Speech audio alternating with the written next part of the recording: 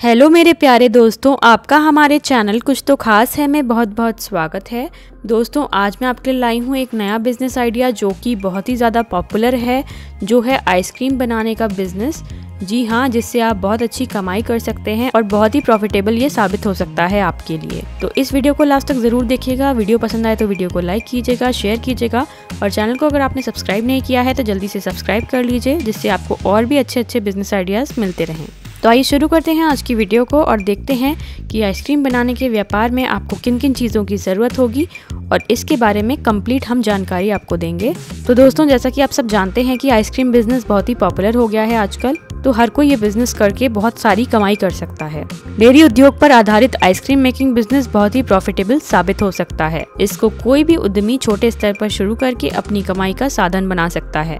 Ice cream विभिन्न खाद्य पदार्थों के मिश्रण से बनाई जाने वाला खाद्य पदार्थ है, जिसको बनाने में मक्खन, क्रीम, दूध, अंडे, फलों इत्यादि का उपयोग किया जाता है। लेकिन ये जरूरी नहीं है कि आइसक्रीम मेकिंग में अंडे, फलों इत्यादि को मिलाया ही जाए। यदि उद्यमी चाहे तो अंडे, फलों के बिना भी आइसक्रीम मेकिंग प्रोसेस को अंजाम दे सकता है।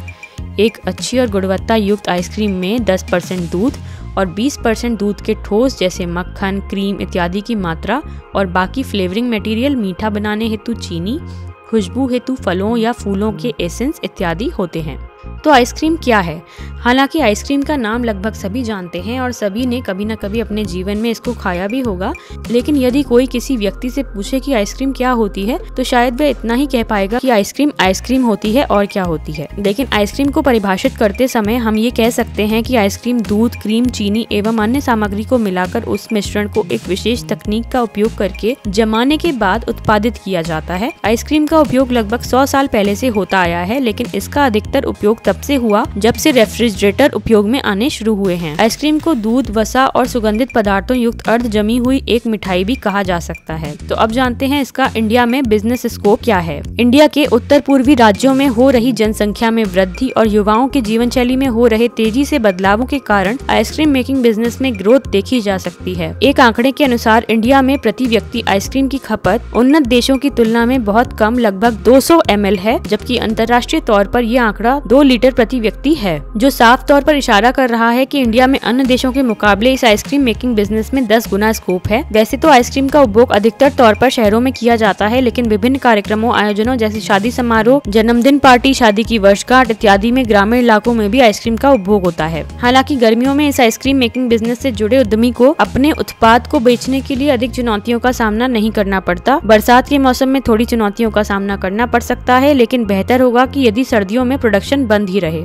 अब जानते हैं इसके लिए क्या क्या रजिस्ट्रेशन प्रोसेस रहता है। आइसक्रीम मेकिंग बिजनेस स्टार्ट करने के लिए उद्यमी को चाहिए कि वे अपने बिजनेस के लिए स्वामित्व पैटर्न का निर्णय ले और उसको रजिस्ट्रार ऑफ कंपनीज के नियमों के मुताबिक रजिस्टर करे। यदि व्यक्ति प्राइवेट लिमिटेड कंपनी रजिस्टर करने की सोच रहा है तो इस रजिस्ट्रेशन प्रोसेस को अपना सकता है। इसके अलावा उद्यमी को ट्रेड लाइसेंस, टैक्स रजिस्ट्रेशन एवं FSSAI के लाइसेंस की भी आवश्यकता पड़ सकती है और उद्यमी को एक बार अपने क्षेत्र में स्थित जिला उद्योग केंद्र से भी अवश्य संपर्क करना चाहिए, ताकि वह बिजनेस स्टार्ट करने की संपूर्ण प्रक्रिया को समझ सके और जल्दबाजी में कोई प्रक्रिया छूटने ना पाए। अब जानते हैं कि इसके लिए रॉ मटेरियल क्या क्या चाहिए होता है। वैसे तो आइसक्रीम बनाने के लिए विभिन्न इंग्रेडिएंट्स एवं रेसिपी का उपयोग किया जाता है, इसलिए रेसिपी और आइसक्रीम के प्रकारों के आधार पर रॉ मटेरियल अंतरित हो सकता है। लेकिन आइसक्रीम मेकिंग बिजनेस में जो प्रमुख रूप से रॉ मटेरियल इस्तेमाल किया जाता है उसकी लिस्ट इस प्रकार है: दूध, क्रीम, मक्खन या वसा, दूध पाउडर, चीनी, स्टेबलाइजर जैसे ग्वार गम, शलभ फली गोंद, एथिल सेलुलोज इत्यादि और एसेंस। मशीनरी क्या क्या चाहिए होती है आइसक्रीम मेकिंग बिजनेस में, वो जानते हैं। एक आइसक्रीम उद्योग के प्रोडक्शन सेक्शन को 2 भागों में विभाजित किया जा सकता है: कंडेंसिंग सेक्शन और फ्रीजिंग सेक्शन। कंडेंसिंग सेक्शन में जहां हैवी ड्यूटी फ्रिक कंडेंसिंग मशीन की सहायता ली जाती है, वहीं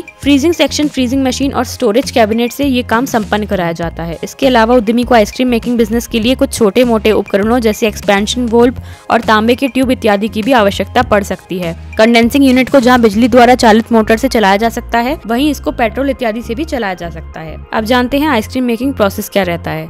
आइसक्रीम मेकिंग की अलग अलग प्रक्रियाएं हो सकती हैं, लेकिन यहाँ पर हम एक सामान्य विधि का वर्णन कर रहे हैं जो अधिकतर रूप से अपनाई जाती है। इस प्रोसेस को हम 7 भागों में विभाजित कर सकते हैं। तो आइए जानते हैं उन 7 स्टेप्स के बारे में जिसका अनुसरण अधिकतर तौर पर लोगों द्वारा आइसक्रीम बनाने के लिए किया जाता है। पहला स्टेप है मिक्सिंग इंग्रेडिएंट्स। आइसक्रीम बनाने के लिए सर्वप्रथम लिए गए इंग्रेडिएंट्स को एक दूसरे से मिलाकर एक मिश्रण तैयार कर लिया जाता है।